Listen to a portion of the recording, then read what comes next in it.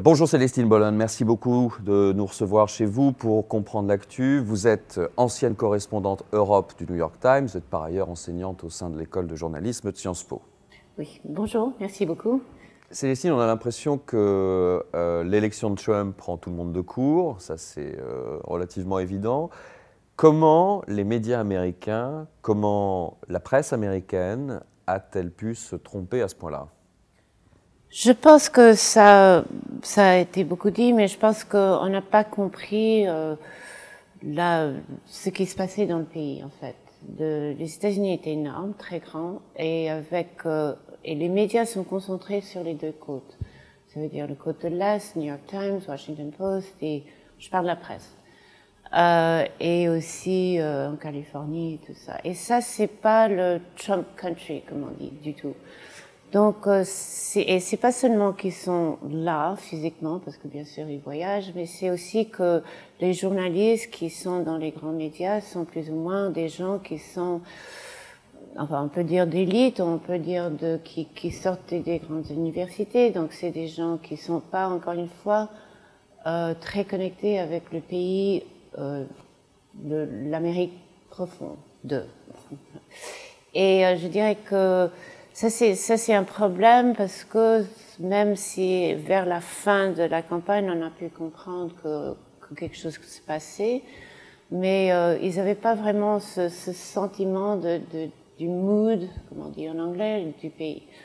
Et donc on a compris qu'on n'était pas vraiment au courant de beaucoup de sujets. Je pourrais parler de plusieurs. Par exemple, toutes les questions de désindustrialisation, excusez-moi, qui maintenant était devenu au centre de la campagne de Trump.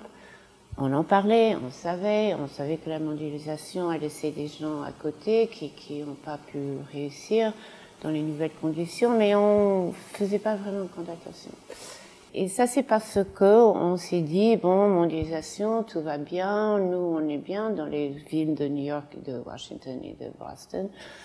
Et on savait très bien qu'il y avait des villes qui étaient presque désertes. Enfin, on parle de Detroit, on peut parler d'autres. Donc, on n'avait pas compris jusqu'à quel point il y avait des gens qui se sentaient pas seulement laissés abandonnés, mais aussi qui se pensaient qu'ils étaient méprisés. Donc c'est même une autre interprétation. Ça veut dire qu'on faisait pas attention à ce qu'ils ressentaient. Revenons aux médias. On a souvent dit, beaucoup d'éditorialistes américains ont dit au soir de l'élection de Trump que c'était fini pour eux, les datas. Ils ne feraient plus jamais confiance aux datas.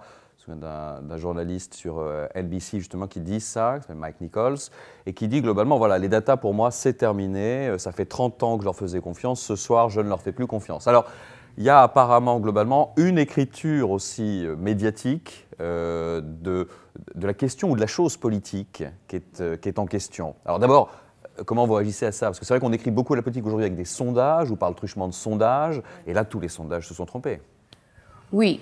Alors, il y a deux, trois choses, parce que d'abord, je pense que c'est pas seulement maintenant qu'on parle des sondages. Enfin, je dirais que quand j'étais journaliste aux États-Unis, les sujets étaient les sondages, l'argent et la campagne tacticienne.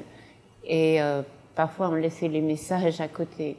Donc, sondage était toujours très important. Je pense que tous les sondeurs vont vous dire, ils répètent sans cesse que c'est toujours que la réalité d'une minute. Enfin, ça veut dire aujourd'hui, qu'est-ce que vous allez faire? Mais aujourd'hui, c'est pas dans une semaine et c'est pas dans un mois. Donc tout ça, ça a toujours été très relativisé et je pense que les sondeurs aussi le disent. Maintenant, ils disent attention, ce qu'on vous dit maintenant, c'est peut-être la réalité comme on l'a capté aujourd'hui, mais ça ne veut pas dire que ça va être vrai le jour des élections. Et on avait vu ça en France quand même, avec Fillon, etc. Donc d'abord c'est ça. L'autre chose, c'est que il faut tenir compte quand même de la pécularité des élections américaines. Ça veut dire que Clinton en fait a gagné presque 3 millions de votes de plus que Trump. mais c'est un système fédéral qui est divisé, enfin, qui est partagé parmi les États. Donc, cette élection, ils se sont trompés. Je suis d'accord avec 2 ou 3 États qu'ils n'ont pas mis dans leur vision. Et donc, sondage, ça va toujours jouer un rôle, surtout pour les campagnes elles-mêmes, et juste pour voir les tendances.